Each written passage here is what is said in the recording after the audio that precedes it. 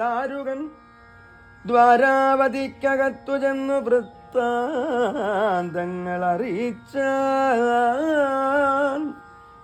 അന്നേരം അവിടത്തെ വൃത്താന്തം യാതു ചൊൽവോ ഖിന്നരാം സ്ത്രീ ബാലവൃദ്ധാവധി ജനമെല്ലാം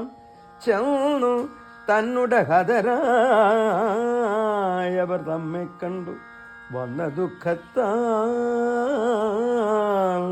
വസുദേവർ ദേവകി പിന്നെ രോഹിണി ഇവർ തങ്ങൾ ദേഹത്തെ ഉപേക്ഷിച്ചു മോഹത്തെ നീക്കി മുക്തരായാർ എന്നതേ വേണ്ടൂ.